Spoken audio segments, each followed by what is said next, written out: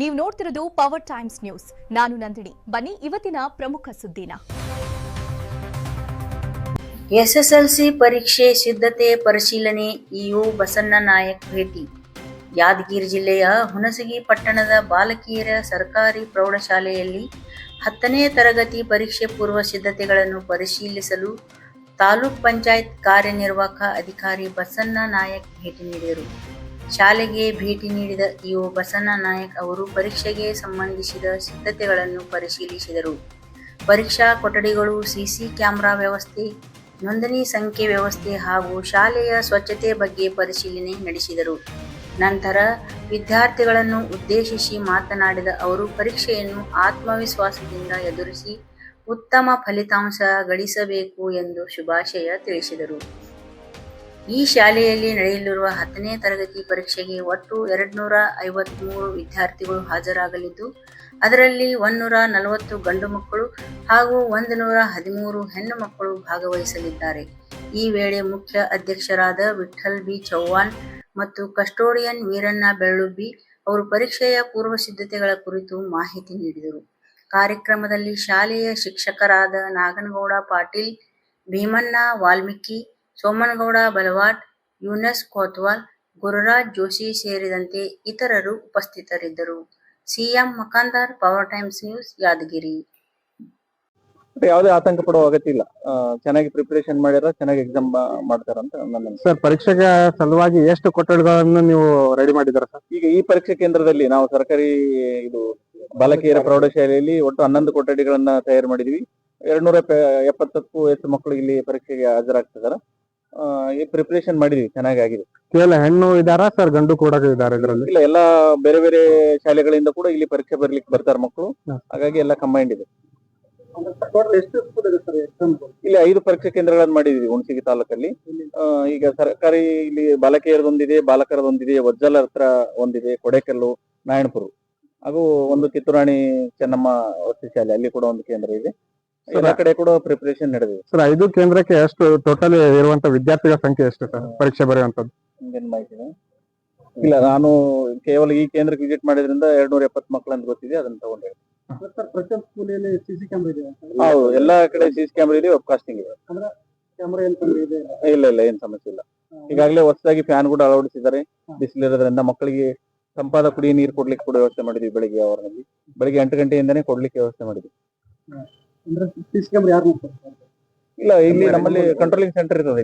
ಇಲ್ಲಿ ಎಲ್ಲ ಕಡೆ ಯಾದಗಿರಿಯಲ್ಲೂ ಕೂಡ ಕುಂತ್ಕೊಂಡು ನೋಡ್ಬೋದು, ಎಲ್ಲಿ ಕೂಡ ಏನ್ ಅಕ್ರಮ ಚಟುವಟಿಕೆ ಆಗ್ಬಾರ್ದು ಅಂತ ಹೇಳಿ ಮುಂಜಾಗ್ರತವಾಗಿ ಕ್ರಮ ಕೈಗೊಳ್ಳಲಾಗಿದೆ.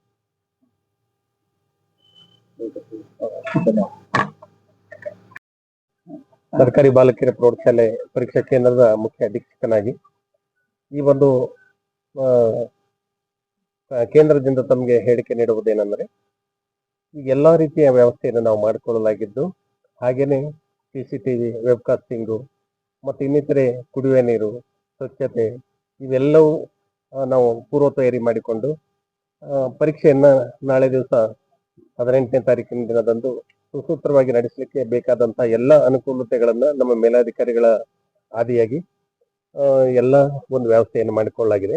ಈ CCTV ಮತ್ತು ವೆಬ್ಕಾಸ್ಟಿಂಗ್ ಇರುವುದರಿಂದ ವಿನಾಕಾರಣವಾಗಿ ಕ್ರೋಢೀಕರಣ ಆಗ್ತಿರ್ತಕ್ಕಂಥ ಮಾವು, ಇದು ಗುಂಪಾಗಿ ನಿಲ್ತಕ್ಕಂಥ ಜನ, ಇವೆಲ್ಲ ಒಂದು ಮುಕ್ತವಾಗಿ, ಇವಾಗ ಪರೀಕ್ಷೆ ಅಂತಂದ್ರೆ ಎಲ್ಲರಲ್ಲಿಯೂ ಅವೇರ್ನೆಸ್ ಬಂದಿದೆ.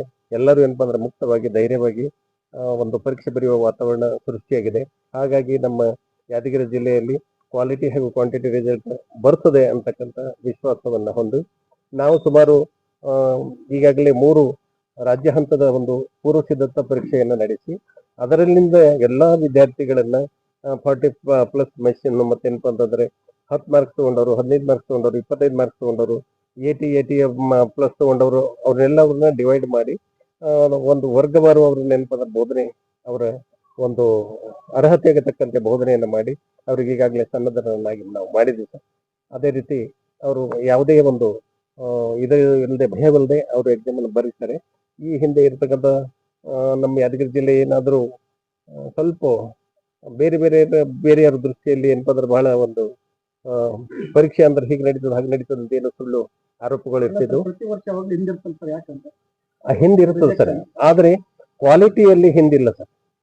ಇವಾಗ ನಮ್ಮ ಒಂದು ಜಿಲ್ಲೆಯಲ್ಲಿ ಮಾಡಿರ್ತಕ್ಕಂಥ ಅನೇಕ ಪ್ರಯೋಗಗಳು ಇಡೀ ಸ್ಟೇಟ್ ಲೆವೆಲ್ ಮಾದರಿಯಾಗಿ ನಮ್ಮಲ್ಲಿ ಏನಪ್ಪಾ ಅಂದ್ರೆ ಸ್ಪೆಷಲ್ ಕ್ಲಾಸ್ ಆಗಿರಬಹುದು, ನಾವೇನಪ್ಪಾ ಅಂತಂದ್ರೆ ವಿದ್ಯಾರ್ಥಿಗಳನ್ನ ABCD ಗುಂಪುಗಳನ್ನಾಗಿ ಮಾಡಿ ಅವರಿಗೆ ಪ್ರತ್ಯೇಕವಾದ ಬೋಧನೆ ಮಾಡಿ ಅತ್ಯಂತ ಉನ್ನತ ಮಟ್ಟದ ಮಕ್ಕಳನ್ನ ಬೇರೆ ಕಡೆ ಡಿವೈಡ್ ಮಾಡಿ ಅವ್ರಿಗೆ ಹೆಚ್ಚು ಅಂಕಗಳನ್ನು ತೆಗೆದುಕೊಳ್ಳುವಂತೆ ಮಾಡಿದ್ವಿ. ಮತ್ತೆ ಪೂರ ಕೆಳಗ ಹಂತದಲ್ಲಿ ಇರ್ತಕ್ಕಂಥ ಮಕ್ಕಳನ್ನ ಅವರಿಗೆ ಕನಿಷ್ಠ ಏನಪ್ಪಾ ಅಂತಂದ್ರೆ ಯಾವುದೇ ಕಾರಣಕ್ಕೆ ಈಗ ಫೇಲ್ ಆಗುವಂತ ಇದರಿಂದ ಅವರು ಮುಕ್ತರಾಗಬೇಕು. ಆ ಒಂದು ಹಂತದಿಂದ ನಾವು ಏನಪ್ಪಾ ಅಂದ್ರೆ ರೆಡಿ ಮಾಡಿದ್ವಿ ಸರ್. ಈಗ ಈ ವರ್ಷ ಸರ್ ನಾವು ಇನ್ನೂ ಹೋದ ಸಲ ನಾವು 2-3 ಸ್ಟೆಪ್ ಮೇಲೆ ಬಂದಿದೆ ಸರ್. ಇನ್ನ ನಾವು ಏನಪ್ಪಾ ಅಂತಂದ್ರೆ ಇನ್ನೂ ಕನಿಷ್ಠ ಏನೂ ಇಲ್ಲ ಅಂದ್ರೆ ಇನ್ನೂ 2 ಸ್ಟೆಪ್ ಆದ್ರೆ ನಾವು ಮೇಲ್ ಬರ್ತೀವಿ ಅಂತಕ್ಕಂಥ ವಿಶ್ವಾಸ ಇದೆ ಸರ್. ಪರೀಕ್ಷೆಗೆ ಹಾಜರಾಗುವಂತ ವಿದ್ಯಾರ್ಥಿಗಳು ಯಾವ್ಯಾವ ಸಲಕರಣೆಗಳು ಅಂದ್ರೆ ಯಾವ್ಯಾವ ವಸ್ತುಗಳಿಗೆ ಅನುಮತಿ ನೀಡಿದ್ದಾರೆ ಸರ್ ಒಳಗಡೆ? ಅದಕ್ಕೆ ಏನ್ ಸರ್ ಅಂತಂದ್ರೆ ಅವರು ಕ್ಯಾಲ್ಕುಲೇಟರ್ ತರುವ ಹಾಗಿಲ್ಲ, ಗಣಕಯಂತ್ರ ತರುವ ಹಾಗಿಲ್ಲ, ಎಲೆಕ್ಟ್ರಾನಿಕ್ ವಾಚ್ ತರುವ ಹಾಗಿಲ್ಲ, ಯಾವುದೇ ಮೊಬೈಲ್ ಅನ್ನ ಯಾವುದೇ ರೀತಿ ಏನಪ್ಪಾ ಅಂದ್ರೆ ಬೇರೆ ಬೇರೆ ಕಡೆ ಇಟ್ಕೊಂಡು ಬರುವ ಹಾಗಿಲ್ಲ, ಎಲೆಕ್ಟ್ರಾನಿಕ್ ಡಿವೈಸ್ ಎಂತಾವು ಏನಪ್ಪಾ ಅಂದ್ರೆ ಯಾವುದೇ ಇದನ್ನ ಅಲೋಡ್ ಮಾಡುವಂಗಿಲ್ಲ. ಇದನ್ನೆಲ್ಲರೂ ಮೊಬೈಲ್ ಅಧಿಕಾರಿಗಳ ಮೊಬೈಲ್ ಸಹಿತ ಮೊಬೈಲ್ ಸ್ವಾಧೀನಾಧಿಕಾರಿಗಳ ನೇಮಕ ಮಾಡಿರ್ತಾರೆ ಸರ್. ಅವರು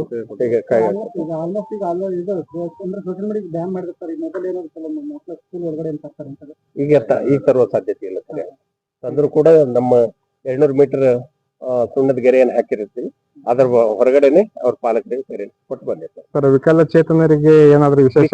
ವಿಕಲಚೇತನರಿಗೆ ಸಲುವಾಗಿನೇ ವಿಶೇಷವಾಗಿ ನಮಗೆ ಕೆಳ ಏನಪ್ಪಾ ಅಂದ್ರೆ ನೆಲಮಹಡಿಯಲ್ಲಿ ಏನಪ್ಪಾ ಅಂದ್ರೆ ಅವ್ರಿಗೆ ವ್ಯವಸ್ಥೆಯನ್ನು ಮಾಡಿ ಅವ್ರಿಗೆ ಎಲ್ಲಾ ರೀತಿಯ ಅನುಕೂಲವನ್ನ ಮಾಡಿಕೊಡುವ ಹಾಗೇನೆ ಅವ್ರಿಗೆ ಒಂದು ಅರ್ಧ ತಾಸು ಏನಪ್ಪಾ ಅಂದ್ರೆ ಟೈಮ್ ನಲ್ಲಿ ಏನಪ್ಪಾ ಅಂದ್ರೆ ರಿಲ್ಯಾಕ್ಸೇಷನ್ ಹೆಚ್ಚುವರಿಯಾಗಿ ಅವರಿಗೆ ಸಮಯವನ್ನು ಕೊಟ್ಟಿದ್ದಾರೆ ಸರ್. ಧನ್ಯವಾದಗಳು. ವಿಠಲ್ ಚವ್ಹಾಣ್ ಅಂತ ಹೇಳಿದ್ರು ಈ ಪರೀಕ್ಷಾ ಕೇಂದ್ರದ ಮುಖ್ಯ